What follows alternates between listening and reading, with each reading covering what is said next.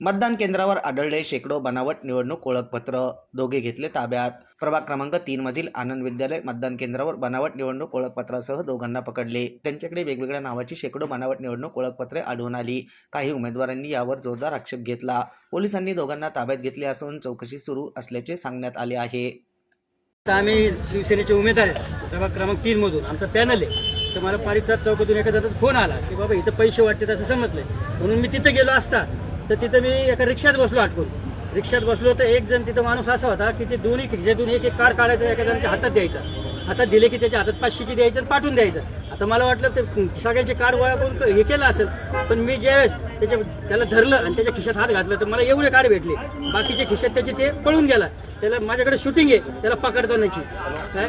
पण ह्याच्या आधी सकाळपासून आणि एवढं होऊन सुद्धा आणि आतमध्ये 4 जण पकडून दिले निवडणूक अधिकाऱ्यांना मतदान करताना. काय झालं, आम्ही जेव्हा त्यांच्याकडे गेलो म्हणलं दाखवा तुमचं कार्ड, आणि कार्ड असं उलटं केलं. म्हणलं पत्ता सांगा. त्यांना पत्ता सांगता येणार. आता हे तुम्ही किती कार्ड जप्त केलेत? हे आता 40-50 कार्ड आहेत हे एवढी सगळी. आणि याच्या समर्थ शाळेमध्ये बी हेच चालू आहे. म्हणजे प्रभाग क्रमांक 3 मध्ये पूर्णतः बोगस मतदान चालू आहे.